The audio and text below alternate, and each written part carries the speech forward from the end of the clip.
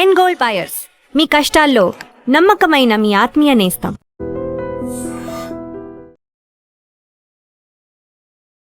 నమస్తే, welcome to I dream. ప్రస్తుతం నాతో పాటు స్టూడియోలో ఉన్నారు నేషనల్ సెక్యూరిటీ స్టడీస్ చైర్మన్, మెటాస్టార్, అంతర్జాతీయ రాజకీయ వ్యవహారాల నిపుణులు డాక్టర్ రమేష్ కనిగంటి గారు. మాట్లాడుతున్నాం సార్తో. సార్ నమస్కారం. నమస్తే వల్లి గారు. నమస్తే. రమేష్ కనిగంటి గారు, అమెరికా, ఇరాన్, ఇజ్రాయెల్ ఈ యుద్ధం ఎప్పుడు ముగుస్తుందా, శాంతి ఒప్పందం ఎప్పుడు కుదురుతుందని చెప్పి ఆ దేశస్తులే కాదు, ప్రపంచం అంతా ఎదురు చూస్తోంది. ఎందుకంటే ఆ ప్రపంచ సంక్షోభం దిశగా కదులుతున్నటువంటి పరిస్థితి నేపథ్యంలో ఎప్పుడు జరుగుతుందా అని చెప్పి అనుకుంటున్నప్పుడు ఒక వార్త బయటకు వచ్చింది. శాంతి ఒప్పందం ఇక ఫైనల్ స్టేజ్కి చేరిపోయింది, అధికారికంగా ఇంకా ప్రకటన చేయటమే తరువాయి అని వినిపిస్తోంది. నిజంగా శాంతి ఒప్పందం కుదిరిపోయిందా, లేకపోతే ఎప్పట్లాగా ఏదో కాలయాపన చేయటం కోసం ఇది బయటకు వచ్చినటువంటి వ్యవహారమా? ఏమంటారు? ముఖ్యంగా వలి గారు, ఐ డ్రీమ్ చూస్తున్న మన తెలుగు ప్రజలందరికీ మీ ద్వారా ఇవాళ 85వ రోజు యుద్ధం స్టార్ట్ అయ్యి ఫిబ్రవరి 28, 2026న అమెరికా, ఇజ్రాయెల్ కలిసి ఇరాన్ మీద దాడి చేసి అయతుల్లా ఖొమైనీని అంతమొందించడంతో మొదలైన యుద్ధము ఇవాళ 85వ రోజుకి వచ్చింది. మధ్యలో పాకిస్తాన్ ద్వారా 2 సార్లు చర్చలు జరిగినాయి, విఫలమైనవి శాంతి కోసం. మళ్ళీ ఇప్పుడు మొన్న ఒక 1 week back American president Donald Trump China వెళ్ళి రావడం జరిగింది. చైనా వెళ్ళి వచ్చిన వెంటనే Russian president Vladimir Putin China వెళ్ళి షీ జిన్పింగ్ని కలిశారు. American president Donald Trump China వెళ్ళబోయే ఒక వారం రోజుల ముందల ఇరానియన్ ఫారెన్ మినిస్టర్ అర్గాచి గారు చైనా వెళ్ళి షీ జిన్పింగ్ని కలిసి వచ్చారు. ఇవన్నీ చూస్తున్నప్పుడు మనకేమనిపిస్తుంది అంటే, ముఖ్యంగా అంతర్జాతీయ రక్షణ సంబంధాలు నేను స్టడీ చేస్తాను కాబట్టి ప్రపంచం మొత్తం చైనా గుప్పిట్లోకి వెళ్ళిపోయిన భావన కలుగుతుంది. అమెరికన్ ప్రెసిడెంట్ దగ్గర నుంచి, రష్యన్ ప్రెసిడెంట్ దగ్గర నుంచి, ఇరానియన్ ఫారెన్ మినిస్టర్ వరకు చైనా చెప్పిన మాట, చైనా యొక్క ఆమోద ముద్ర కోసము, చైనాని కనుక మనము ఒక కాన్ఫిడెన్స్లో తీసుకుంటే మనం శాంతి ఒప్పందం కూడా సాధించవచ్చు అనేది ఇరానియన్ ఇది. అమెరికా కూడా చైనా సపోర్ట్ మాకు అక్కర్లేదు కానీ మేము ఇరాన్ ఎట్లా డీల్ చేస్తామో మాకు తెలుసు అని అమెరికన్ ప్రెసిడెంట్ కూడా చెప్పడం జరిగింది. సో ఇవన్నీ ఓ పక్కన పెడితే మీరు అడిగిన ప్రశ్న, శాంతి ఒప్పందము ఫైనల్ అయిందా? శాశ్వత శాంతి ఒప్పందం, పర్మనెంట్ పీస్ అనేది ఇల్యూజన్, అంటే భ్రమ. అన్ఫార్చునేట్లీ, దురదృష్టవశాత్తు అమెరికాకి ఇరాన్కి మధ్య జరుగుతున్న యుద్ధము సపోర్టెడ్ బై ఇజ్రాయెల్ అమెరికాకి అగేన్స్ట్ ఇరాన్కి వ్యతిరేకంగా అమెరికాకి సపోర్ట్గా ఇజ్రాయెల్, అమెరికా కలిసి ఇరాన్ మీద చేస్తున్న యుద్ధంలో ఈ 85 రోజుల్లో కొన్ని వేల కోట్ల రూపాయలు ఇబ్బందులో ఉంది. ఈ రోజున మే 23, 2026 హైదరాబాద్ ఐ డ్రీమ్లో కూర్చొని మన ఇద్దరం మాట్లాడుకుంటున్న నేపథ్యంలో స్ట్రైట్ ఆఫ్ హర్ముజ్ జలసంధి, ఒక పక్కన ఇది ఇరాన్ అనుకోండి, ఇది ఒమాన్ అనుకోండి, మధ్యలో ఉన్న స్ట్రైట్ ఆఫ్ హర్ముజ్, ఆ 33 కిలోమీటర్ల విడ్తున్న స్ట్రైట్ ఆఫ్ హర్ముజ్ అక్షరాల 1600 షిప్పులు అక్కడ ఇరుక్కుపోయి ఉన్నాయి. ఇంకా ఫ్రీ మూమెంట్ లేదు. 1600. ఇది అక్షర సత్యం, కావాలంటే మీరు సెర్చ్ చేసుకోండి, నేను చెప్పింది 1600 షిప్పులు ఇంకా అక్కడ స్ట్రాండ్ అయి ఉన్నాయి. అంటే మన దేశానికి కూడా అక్కడ ఆగి ఉన్నాయి సార్. కొన్ని వస్తున్నాయి అన్నారు, కొన్ని వస్తున్నాయి, కొన్ని ఆగినాయి. మొత్తం మీద ప్రపంచం మొత్తానికి సంబంధించిన 1600. అమ్మ. హిందూ మహాసముద్రంలో వలిగారు, మన తెలుగు ప్రజలకు తెలియాలి, 3 ఇంపార్టెంట్ జలసంధులు హిందూ మహాసముద్రంలో ఉన్నాయి. ఒకటి బాబెల్ మందేబ్ అని, ఈ పక్కన మీకు యెమెన్ తీసుకోండి, ఈ పక్కన జిబూతి అనే ప్లేస్ తీసుకోండి. ఎర్ర సముద్రం, సూయజ్ కెనాల్ ద్వారా అట్లాంటిక్ సముద్రం ద్వారా మధ్యధరా సముద్రంలోకి, మధ్యధరా సముద్రంలో నుంచి అంటే మెడిటేరియన్ అంటారు, మధ్యధరా సముద్రంలో నుంచి సూయజ్ కెనాల్ ద్వారా ఎర్ర సముద్రం రెడ్ సీలోకి, రెడ్ సీ నుంచి బాబెల్ మందేబ్ ద్వారా అరేబియా సముద్రంలోకి, అరేబియా సముద్రం నుంచి హిందూ మహాసముద్రంలోకి షిప్పులు ప్రయాణం చేస్తా ఇంత పెద్ద షిప్పింగ్ ఇండస్ట్రీ దెబ్బతింది. సో బాబెల్ మందేబ్ నెంబర్ 1 హిందూ మహాసముద్రంలో. నెంబర్ 2 స్ట్రైట్ ఆఫ్ హర్ముజ్, ఈ పక్కన ఇరాను, ఈ పక్కన ఒమన్ మధ్య 33 కిలోమీటర్లు విడుతున్న స్ట్రైట్ ఆఫ్ హర్ముజ్ జలసంధి ఒక 6 దేశాలకు సంబంధించిన ఆయిల్, న్యాచురల్ గ్యాస్ తీసుకొస్తుంది బయటికి. 50% of China needs comes from this part. Even India also depends heavily on the ఈ 6+7 దేశాలు: Saudi Arabia, Oman, UAE, Qatar, Bahrain, plus ఈ కువైట్, ప్లస్ ఈ ఇరాన్. ఈ 7 దేశాలు 6+1 7, 6 గల్ఫ్ కోఆపరేషన్ కౌన్సిల్ కంట్రీసు, ఈ ఇరాన్. ఈ 7 దేశాల నుంచి వచ్చే చమురు ఈ స్ట్రైట్ ఆఫ్ హర్ముజ్ ద్వారా బయటికి రావాలి. భారతదేశానికి 50% డిపెండెన్సీ, 50 నుంచి 60% డిపెండెన్సీ ఇక్కడి నుంచి. చైనాకి 50% డిపెండెన్సీ ఇక్కడి నుంచి. సో ఇది రెండోది. హిందూ మహాసముద్రంలో రెండవ అతిపెద్ద జలసంధి అని చెప్పాను, స్ట్రైట్ ఆఫ్ హర్ముజ్. మూడవది అతి కీలకమైన జలసంధి, గాడ్ ఫర్బిడ్, అంటే దేవుడు మనల్ని క్షమించుగాక, ఎప్పటికీ ఇలాంటి పరిస్థితి రాకూడదు. ఏంటో తెలుసా? Strait of Malacca. Indonesia, Malaysia, సింగపూర్కి ఆ మధ్యలో నుంచి వెళ్ళే స్ట్రైట్ ఆఫ్ మలక్కా అనే జలసంధి మూసుకుపోతే 3 జలసంధులు, త్రినేత్రాలు హిందూ మహాసముద్రంలో: Bab el Mandeb, Hormuz, strait of Hormuz, ఈ మలక్కా స్ట్రైట్. ఈ 3 మూసుకుపోతే, ఒక్కటి మూసుకుపోయినందుకే, స్ట్రైట్ ఆఫ్ హర్ముజ్ జలసంధి మూసుకుపోయినందుకే, క్లోజ్ అయినందుకే, బ్లాకెడ్ అయినందుకే ఎంత ఇబ్బంది ఎదుర్కొంటే, మన ఇంట్లో వంటింట్లో గ్యాస్ దగ్గర నుంచి, హోటల్ ఇండస్ట్రీలో జరిగే ఫుడ్ సప్లై చైన్ దగ్గర నుంచి, ఫ్రీడమ్ ఆఫ్ నావిగేషన్, షిప్స్ దగ్గర నుంచి, ఫుడ్ సెక్యూరిటీ, అగ్రికల్చర్ దెబ్బతింది. ఎందుకు? ఎరువులు, యూరియా లాంటి పెద్ద పెద్ద యూరియాలు తీసుకొని ఇటు షిప్లో రావాలి, అటు షిప్లో వెళ్ళాలి. న్యాచురల్ గ్యాస్, ఎల్పిజి, ఎల్ఎన్జి అన్నీ అయిపోతున్నాయి. సో దేశం అల్లకల్లోపోద్ది. సో అందుకనే సరే, ఇక్కడ డౌట్, ఇప్పుడు హర్మూజ్ని ఆపాలంటే ఇరాను, ఇక్కడ మలక్కాని కానీ, ఇక్కడ బాబెల్ మందేబ్ మీరు చెప్తున్నట్టు ఇక్కడ ఆపాలంటే ఎవరు ఆపుతారండి? మంచి ప్రశ్న వేశారు. బాబెల్ మందేబు ఇటు యమన్ ఉందే, హౌతీ రెబల్స్, యమన్కి అవతల పక్కన జిబూతి అని ఒక మిలిటరీ సైనిక స్థావరం ఉన్న ఒక ప్లేస్ ఉంది. ఈ రెండిట్లో అక్కడ ఏ గొడవ జరిగినా అది ఆగే పరిస్థితి ఉంటుంది. కాబట్టి యెమెన్లో ఉన్న టెర్రరిస్ట్ గ్రూప్స్ని కంట్రోల్ చేయడం చాలా ఇంపార్టెంట్. 3 టెర్రరిస్ట్ గ్రూప్స్ చాలా జాగ్రత్తగా మనం కంట్రోల్ చేయాలి. హౌతీస్, యెమెన్లో ఉన్న Houthis, Iran supported Houthis, Iran supported Hezbollah in Lebanon, Iran supported Hamas in Palestine.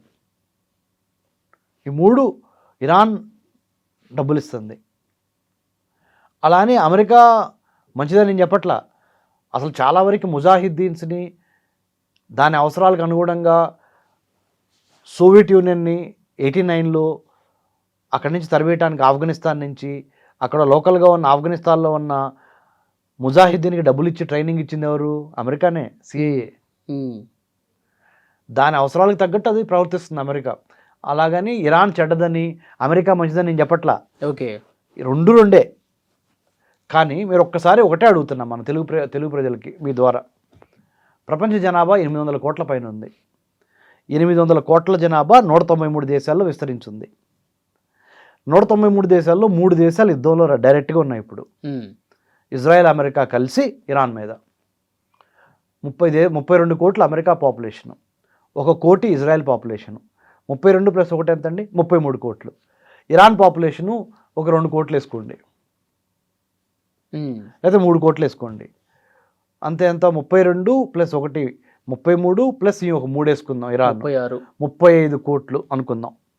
Sir 40 కోట్లు అనుకుందాం. 800 కోట్ల ప్రపంచ జనాభాలో 40 కోట్ల మంది కలిసి మరి ఎంత 760 కోట్ల మందిని ఇబ్బంది పెడుతున్నారు. 40 కోట్లు పక్కన అనుకుందాం, 760 కోట్లు పక్కన అనుకున్నాం. ఈ 760 కోట్ల మంది ఈ 40 కోట్ల మంది కొట్టుకుంటున్నారు 86 రోజుల నుంచి, దాన్ని ఆపలేకపోతున్నారు. ఏమంటారు? కారణం ఏముంటుంది? మన చిత్తశుద్ధి లోపమా?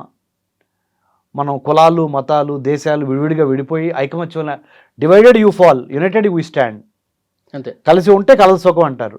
ఈ 760 కోట్ల మంది ముక్త కంఠంతో ఈ 40 కోట్ల మంది, ఈ 3 దేశాలు కలిసి, ఇరాన్, ఇజ్రాయెల్, అమెరికా, ఈ 3 దేశాలని ఈ ఈ ఈ 190 దేశాలు అంటే 760 కోట్ల 190 దేశాలు అంటే ఈ 40 కోట్లు అంటే ఈ 3 దేశాలని శాంతికి ఒప్పించలేవా?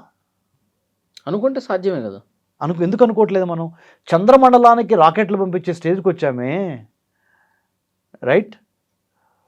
మార్స్కి కూడా పంపించే స్టేజ్కి వచ్చామే. వీడియో కాలింగ్ ద్వారా వేల కిలోమీటర్ల దూరంలో ఉన్న వాళ్ళతో మాట్లాడుతున్నామే. తర్వాత ఎన్నో అద్భుతాలు చేయగలుగుతున్నాం కదా, science, engineering, technology, artificial intelligence, block chain, IoT, big data, metaverse, 5G, 6G, ఇన్ని చేస్తున్నామే డెవలప్మెంట్స్. మనుష్యుల మధ్య తగాదాన్ని మనం ఎందుకు ఆపలేకపోతున్నాము? నా answer as a research scholar, as a centre for human security studies founder, executive director, మానవ రక్షణ అధ్యయన సంస్థ వ్యవస్థాపక డైరెక్టర్గా గత 13.5 ఏళ్లలో మన think tank doctor MCR HRD, government of Telangana, మరిచెన్నారెడ్డిలో centre for human security studies మా థింక్ ట్యాంక్ ఉంది కదా, దాంట్లో 40 మంది ఐఏఎస్లు, ఐపీఎస్లు ఉన్నారు కదా పెద్దవాళ్ళందరూ. రీసెర్చ్లో ఏం తెలియదంటే united effort to bring peace, united effort to bring warring parties together is not happening. మన తెలుగులో చెప్పాలంటే యుద్ధంలో ఉన్న 3 దేశాలకు సంబంధించిన ప్రతినిధుల్ని కూర్చోపెట్టగలిగిన, కాంప్రమైజ్ చేయగలిగిన, పంచాయతీ పెట్టగలిగిన పెద్ద మనిషి లేదా పెద్ద మనుషులు కలిసి యునైటెడ్ ఎఫర్ట్ చేయట్లా. ఓకే. దాని మూలాన 760 కోట్ల మంది ఈ 40 కోట్ల మంది మూలాన ఇబ్బందుల్లోకి వెళ్తున్నారు. ఓకే. సో ఎప్పుడు చేయాలి, ఎవరు చేయాలి, ఎందుకు చేయాలి, ఎలా చేయాలి అనే దాని మీద మేధోమథనం జరగాల. యుద్ధం ఎందుకు ఆగాలి, శాంతి ఎందుకు రావాలి, food security, water security, health security, education security, employment security, national security, right, human security, seaport security, ఈ సెక్యూరిటీలన్నీ దేనికి? మానవ వికాసానికి, మానవ అభివృద్ధికే కదా, to develop human potential, human excellence, human prosperity కదా. Safety and security are the preconditions for any country to prosper. Safety, security లేకుండా బిజినెస్ ఫెయిల్ అయిపోద్ది ఏదైనా. చిన్న ఉదాహరణ, ఆ వీధిలో ఒక వీధి ఉంది, ఒక స్ట్రీట్, ఆ స్ట్రీట్లో ఏదో స్ట్రీట్ ఫైట్ జరుగుతుంది. ఆ స్ట్రీట్ ఫైట్ అంటే 4-5 కలిసి కొట్టుకుంటున్నారు, ఒకళ్ళు రాళ్ళు వేసుకుంటున్నారు. ఆ స్ట్రీట్లో ఉన్న అంటే ఆ వీధిలో ఉన్న షాపులన్నీ మూసేశారు. ఆ స్ట్రీట్ మొత్తానికి దెబ్బే కదా. అంతే. ఆ తగాదా జరగకుండా ఉంటే ఆ స్ట్రీట్లో ఉన్న 10 షాపుల వాళ్ళు వ్యాపారం చేసుకునే వాళ్ళు హ్యాపీగా ఉండేవాళ్ళేగా. అంతే. సో ఎటువంటి కారణాల మూలాన 2 వ్యక్తులు కానీ, 2 సంఘాలు కానీ, 2 దేశాలు కానీ కొట్టుకుంటున్నాయి, తగాదాకి వెళ్తున్నాయి, యుద్ధానికి వెళ్తున్నాయి అనే దాని మీద నీజర్క్ రియాక్షన్, అంటే అప్పటికప్పుడు ఏదో అనుకోని ఎఫర్ట్ చేయకుండా ఒక లాంగ్ టర్మ్ స్ట్రాటజిక్గా శాంతి సమయంలోనే యుద్ధానికి సన్నద్ధం కావాలని మన చాణక్యుడు చెప్తాడు.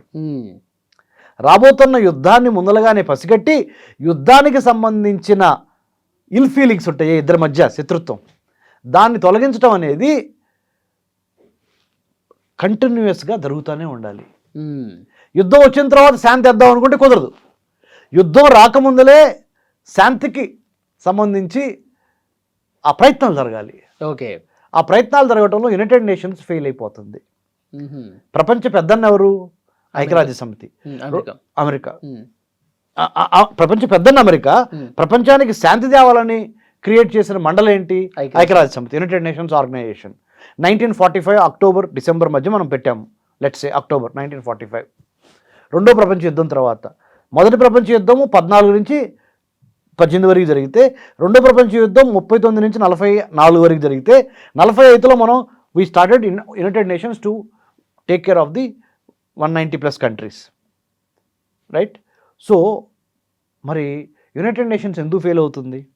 అసలు యునైటెడ్ నేషన్స్లో ప్రజాస్వామ్యం లేదు. చెప్పనా ఎందుకు లేదో చెప్పనా? P5 అని ఒక 5 కంట్రీస్ ఉన్నాయి. ఆ 5 కంట్రీసే 193 కంట్రీలు, 5 కంట్రీస్కే వీటో పవర్ ఉంది. మరి మిగతా కంట్రీస్ ఎందుకు తక్కువ? అప్పుడెప్పుడో 1945లో పెట్టిన రూల్ని ఇప్పటికీ అదే పాటిస్తా. భారతదేశం లాంటి ఒక గొప్ప దేశాన్ని, అతిపెద్ద ప్రజాస్వామ్యము, అతిపెద్ద లౌకిక రాజ్యము, అతిపెద్ద చరిత్ర కలిగిన దేశము, ప్రపంచంలో అతిపెద్ద జనాభా కలిగిన దేశము, అతిపెద్ద science, technology, engineering, mathematics, medicine చదువుకున్న దేశము, అతిపెద్ద యువత కలిగిన దేశం భారతదేశం. మరి భారతదేశానికి ఐక్యరాజ్య సమితి యునైటెడ్ నేషన్స్లో పర్మనెంట్ 5 వీటో పవర్ లేదు. మనల్ని ఆ 5లో అయితే 5+1 మనం అవ్వలేదు. సో ఇలాంటి దేశాలకి ముఖ్యంగా మరి ప్రాతినిధ్యం పెరిగి భారతదేశం లాంటి దేశాలు మనము శాంతి కోసం ప్రయత్నం చేయాలి. ఓకే. సో ఇప్పుడు ఈ శాంతి ఏంటి వర్కౌట్ అవుతుందా కాదంటారు? అవుదండి. ఎందుకు అవుదంటే cultural nationalism versus corporate nationalism అని రెండు ఉన్నాయి. ఇరాన్దేమో కల్చరల్ నేషనలిజం అంటే కల్చర్ బేస్డ్గా వచ్చిన జాతీయవాదం, సంస్కృతి, సంప్రదాయము, నాగరికత వీటిల మీదుగా వచ్చింది cultural nationalism. Culture as the most important element of that nationalistic feeling. అమెరికాది కార్పొరేట్ నేషనలిజం. అమెరికా వయసు ఎంత? 250 ఏళ్ళు. How old is America as a nation state? 250 years, that's all.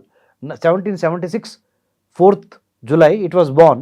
Now 2026 America age is 250 years old, whereas Iran is existing for 5000 years old as a civilization, నాగరికత. It is unfortunate కొంతమంది ఛాందసవాదులు అది Islamic రెవల్యూషన్గా తీసుకురావటము అది ఈ మధ్యలో వచ్చింది 79లో. ఏది ఈ Ayatollah Khomeini time దగ్గర నుంచి. పర్షియన్ ఎంపైర్ అనేది ఇరాన్కు ఉన్న నాగరికత 5000 years old, as old as India's Indus valley civilisation. మన సింధు నాగరికత ఎంత ప్రాచీనమైనదో చైనా వాడిది ఒక 5000 ఏళ్ళు చరిత్ర ఉంది చైనాకి. ఇండియాకి ఒక 5000 years ఎక్కువ చరిత్ర ఉంది ఇండియాకి. ఇరానియన్ పర్షియన్ ఎంపైర్కి 5000 years ఓల్డ్ చరిత్ర ఉంది. అందుకని కల్చర్ బేస్డ్ నేషనలిజం ఉన్న country Iran. Corporate big business industrialists ఉన్న అంటే కార్పొరేట్ ఇంట్రెస్ట్లు, డబ్బు మాట్లాడుతుంది అంటే అది అమెరికా. ఈ రెండింటి మధ్య యుద్ధం జరిగితే ఎవరు గెలుస్తారంటే ఇరాన్ మొత్తం సర్వనాశనం అయిపోయినా కానీ సరెండర్ అవ్వరు ఇరాన్ వాళ్ళు. రాసి పెట్టుకోండి అన్నమాట. అమెరికాకి ఇరాన్ సరెండర్ అవ్వదు. ఎందుకంటే ఇరాన్ను ప్యాటర్న్స్ చూస్తే ఇరాన్ ఎక్కడి నుంచి వచ్చింది అన్నప్పుడు 5000 సంవత్సరాల దానికి ఒక ఫౌండేషన్ ఉంది, నాగరికత. 5000 సంవత్సరాల్లో లాస్ట్ 79 నుంచి వాళ్ళు 2026 అంటే ఎన్ని ఏళ్ళు? ఈ 46 ఏళ్ళు లేకపోతే 50 ఏళ్ళు ఇస్లామిక్ రెవల్యూషన్ వచ్చి అయతుల్లా ఖొమైనీ ఉందనుకుందాం. మరి మిగతా 4950 ఏళ్ళు చరిత్ర మరి ఇరాన్కి ఎక్కువ ఉందిగా. అమెరికా చరిత్ర అంతా 250 years. సో ఇరాను అమెరికా అనుకున్నంత ఈజీగా సరెండర్ అవ్వదు. యుద్ధం ఇప్పుడు ఆగదు. ప్రత్యక్షంగా యుద్ధం ఆగినా పరోక్షంగా యుద్ధం జరుగుతూనే ఉంటుంది. ఎకనామిక్ శాంక్షన్స్, డిప్లొమాటిక్ శాంక్షన్స్, ఇంకా రకరకాలుగా. సో అది ఇప్పుడు యుద్ధాన్ని ఆపడానికి మనం చేయాల్సింది ఏంటి? ఐ డ్రీమ్ చూస్తున్న మన తెలుగు వారికి ఏంటో చెప్పనా, యుద్ధానికి సంబంధించి మనకెందుకులే అని మన ఇంట్లో కూర్చొని చక్కగా హ్యాపీగా భోజనం చేసి విందులు, వినోదాలు, పెళ్ళిళ్ళు, చావులు, తద్దినాలు, మన ఫంక్షన్స్, మన ఆడియో ఫంక్షన్స్, మన క్రికెట్ ఫంక్షన్స్, మన రాజకీయ పార్టీలు, మన బీజేపీ, మన కాంగ్రెస్, మన టీడీపీ, మన వైఎస్ఆర్సీపీ, మన జనసేన, మన బీఎస్పీ, ఓకే ఈ గందరగోళం. ఓకే, ఇవన్నీ పార్టీలు ఉండటం మంచిదే, ఫంక్షన్స్ అటెండ్ అవటం మంచిదే, మ్యారేజెస్ అటెండ్ అవటం మంచిదే, క్రికెట్ మ్యాచ్లు T20లు చూస్తాం మంచిదే. కానీ ప్రపంచ శాంతి కోసం మీరు వలి అని మీరు, రమేష్ కన్నిగంటి అని నేను, మన వ్యక్తిగతంగా ప్రపంచ శాంతికి మనం ఏం చేస్తున్నాము? అమెరికా ఇరాన్ మధ్య యుద్ధం ఆపటానికి నేనేం చేయాలి అనే ప్రతి సగటు మనిషి బాధ్యత తీసుకోవాలి. ఓకే, బాధ్యత తీసుకొని మన ప్రభుత్వానికి, భారత ప్రభుత్వానికి మనం ఇరాన్ ప్రభుత్వం మీద ఒత్తిడి తీసుకురాలేము డైరెక్ట్గా. ఇండైరెక్ట్గా సోషల్ మీడియా ద్వారా తీసుకురావచ్చు. అమెరికా మీదైనా ఇరాన్ మీదైనా యునైటెడ్ నేషన్స్కి లెటర్లు రాయాలి మనం, ఐక్యరాజ్య సమితికి. పంచాయతీ తీర్పు ఇచ్చేది ఐక్యరాజ్య సమితేగా. 193 దేశాలకి panchayati. We are all members of United Nations కదా బ్రదర్. మరి మనం రాయాలి.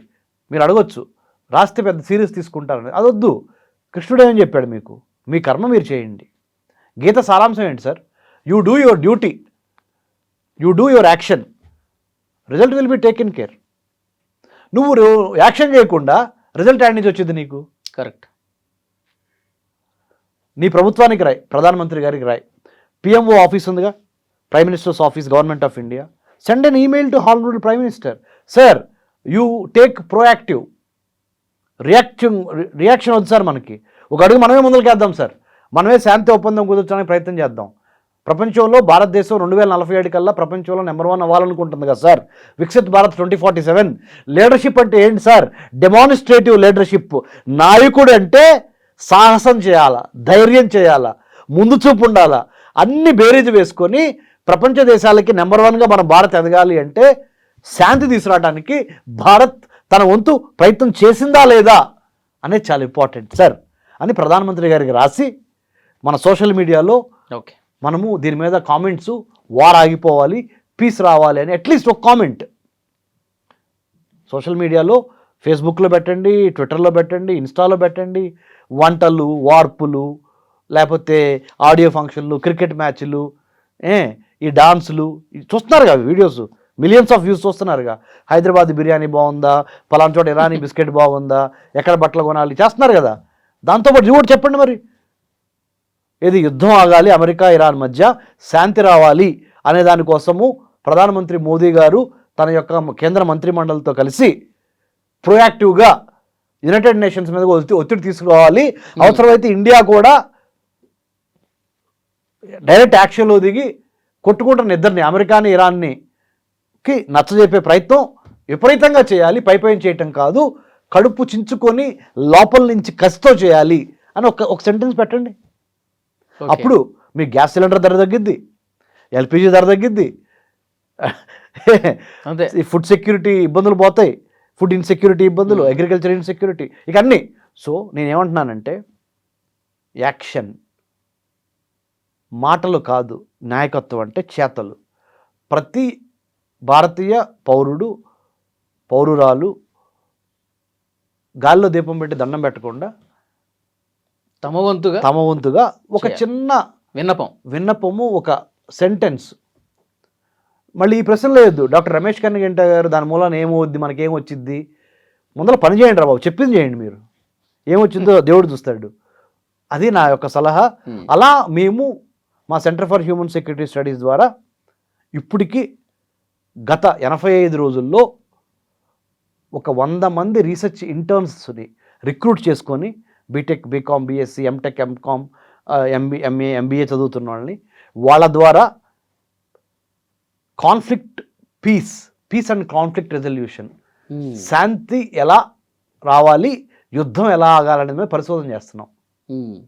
ప్రపంచంలో ఇప్పటికి ఎన్ని యుద్ధాలు జరిగినాయి, యుద్ధానికి కారణాలు ఏంటి, ఎలా ఆగినాయి, ఏం చేస్తే ఆగింది ఆ యుద్ధం అనే దాని మీద మేము ఇప్పుడు స్టడీ చేస్తున్నాం. ఆ స్టడీ ద్వారా ఈ అమెరికా ఇరాన్ మధ్య యుద్ధం ఎలా ఆగాలి, ఇజ్రాయెల్, అమెరికా కలిసి ఇరాన్ని, లేకపోతే ఇరాన్ వేరే కంట్రీస్తో కలిసి, చైనా, రష్యాతో కలిసి, ఇటు అమెరికా, ఇజ్రాయెల్ కానీ వేరే దేశాలు కానీ ఎట్లా ఇబ్బంది పెట్టకుండా రెండు వైపుల నుంచి ఎలా ఇద్దరి మధ్య శాంతి తీసుకురావాలనే దాని మీద మేము పనిచేస్తున్నాం. ఓకే, అది అంటే మీకు ఎందుకు చెప్పానంటే, ఇది గాల్లో దీపం పెట్టి దేవుడా అంటే ఏమీ రాదు.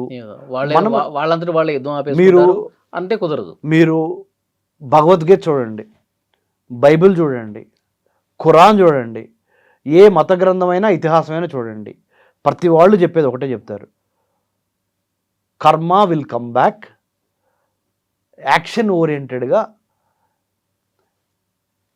Helping hands are better than praying lips.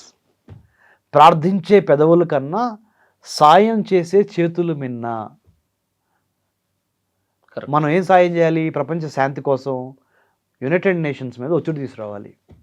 మన ప్రధానమంత్రి ప్రజల చేత, ప్రజల కొరకు, ప్రజలకై ఎన్నుకోబడిన ప్రధానమంత్రి మోడీ గారికి మనము రిప్రజెంటేషను ఒక చిన్న సోషల్ మీడియా పోస్ట్ ద్వారా, సార్ ఇంకా ఎక్కువ ఎఫర్ట్స్ పెంచండి సార్, మీరు ఎఫర్ట్స్ బాగా చేస్తున్నారు, ఇంకా ఎక్కువ పెంచండి సార్, త్వరగా యుద్ధాన్ని ముగించే ప్రయత్నం చేయండి సార్. ఎందుకంటే మనం కూడా నాయకత్వం తీసుకోవాలనుకుంటున్నాం కదా, ప్రపంచంలో నెంబర్ 1 అవ్వాలనుకుంటున్నాం కదా ఇండియా అని చెప్పాలి. యునైటెడ్ నేషన్స్ మీద ఒత్తిడి తీసుకురావాలి, అమెరికా మీద ఒత్తిడి తీసుకురావాలి, ఇరాన్ మీద ఒత్తిడి తీసుకురావాలి, ఇజ్రాయెల్ మీద ఒత్తిడి తీసుకురావాలి. ఈ ముగ్గురు మూలనేగా, ఈ 3 దేశాల మూలంగా 190 దేశాల ఇబ్బందుల్లో ఉంది.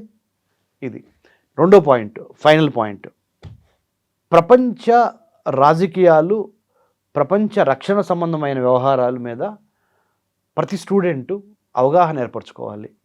బీటెక్ వాళ్ళు ఓన్లీ ఆ టెక్నాలజీ చదువుతున్నారు, ఇంజనీరింగ్ వాళ్ళు ఓన్లీ ఆ ఇంజనీరింగ్ చదువుతున్నారు, డాక్టర్ డిగ్రీ చేస్తున్నాడు, లాయర్ చేస్తున్నాడు, టీచర్ ఈజ్ అన్ ఎక్సెప్షన్, కొద్దిగా వాళ్ళకి ఎక్కువ అవగాహన ఉంటుంది.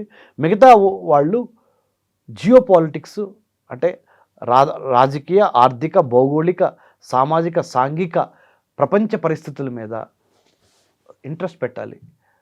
ఈ ప్రోగ్రాం ద్వారా, ఐడ్రీమ్ ప్రోగ్రాం ద్వారా మా ఇంటర్వ్యూని చూస్తున్న ప్రతి ఒక్కరికి నేను రిక్వెస్ట్ చేస్తున్నాను, మీ పిల్లలతో మీరు భౌగోళిక, రాజకీయ, ఆర్థిక, అంతర్జాతీయ, జాతీయ, స్థానిక అంశాల మీద వాళ్ళకి ఎంత అవగాహన ఉంది అనే దాని మీద మీరు ఆ భోజనం చేసేటప్పుడు, ఆ బ్రేక్ఫాస్ట్ చేసేటప్పుడు టెస్ట్ చేయండి. మీ పిల్లల్ని అడగండి,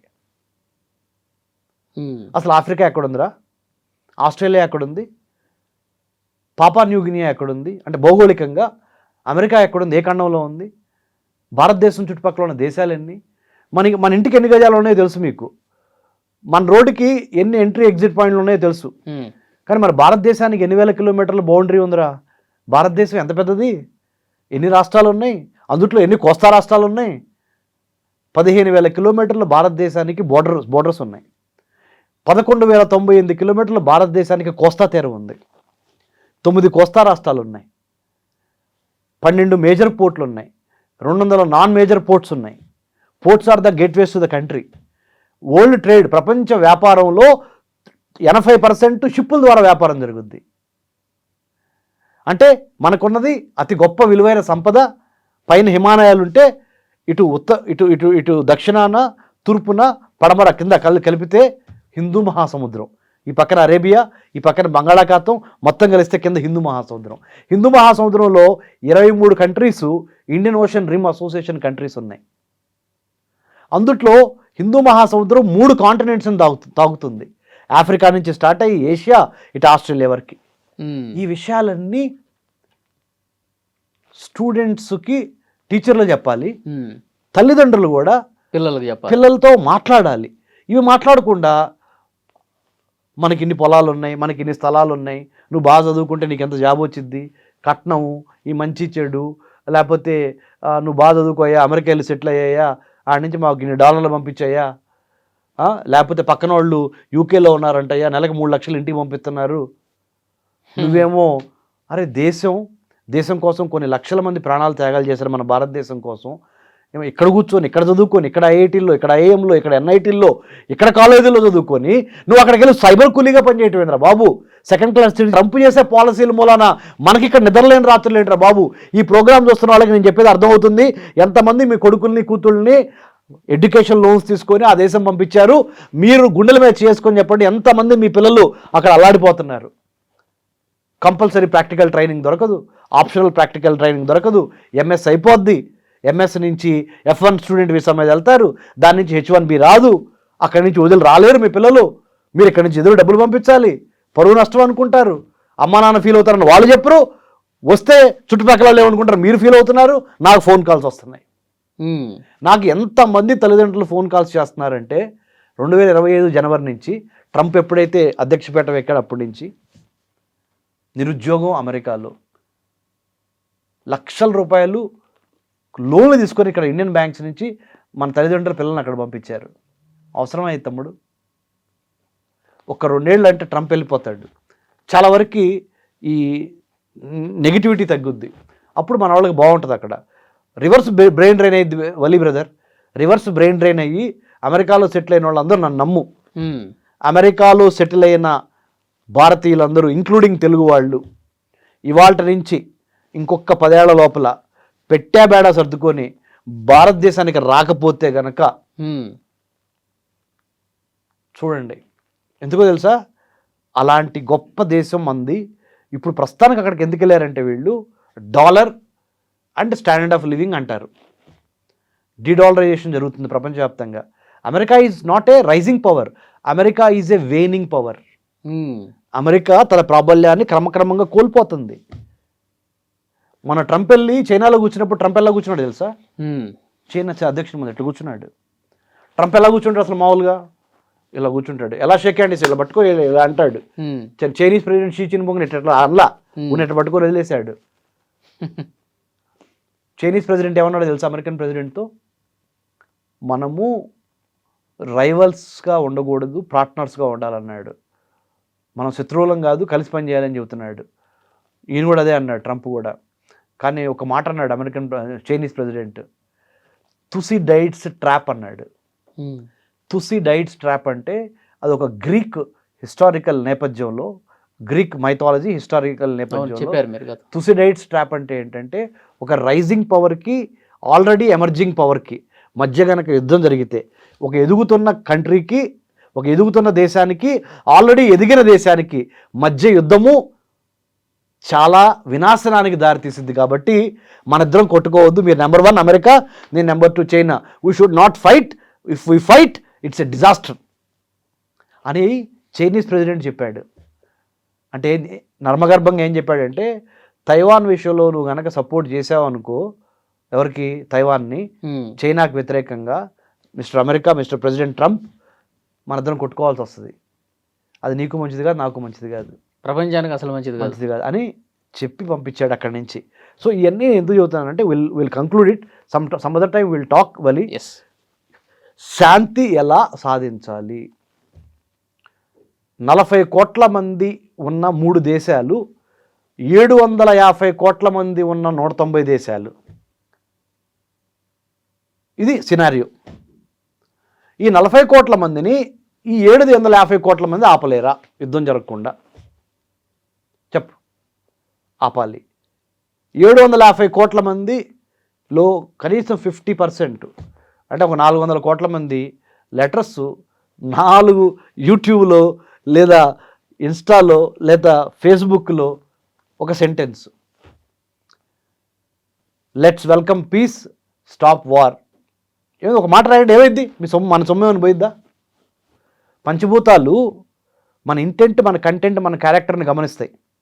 పంచభూతాలు నమ్ముతావుగా అలీ నువ్వు? నమ్ముతా 100% యద్భావం తద్భవతి, as you sow you reap. 750 కోట్ల గుండెల్లో నుంచి శాంతి వచనం వస్తే 40 కోట్ల మంది తల ఒగ్గాల్సిందేగా. అంతే. ఈ 3 దేశాలు, అమెరికా, ఇరాన్, ఇజ్రాయెల్, 40 కోట్ల మంది, 750 కోట్ల మంది, మిగతా 190 దేశాలు. అంతే. ఆ విధంగా మనం ప్రయత్నం చేద్దామని చెప్తా. Sure brother, I want to really thank you for inviting me. Next time ఇంకొక అంశంతో మళ్ళీ కలుద్దాం సార్. చాలా మంచి ఇన్ఫర్మేషన్ ఇచ్చారు రమేష్ కన్నరెడ్డి గారు. Thank you very much. Thank you sir. జై హింద్.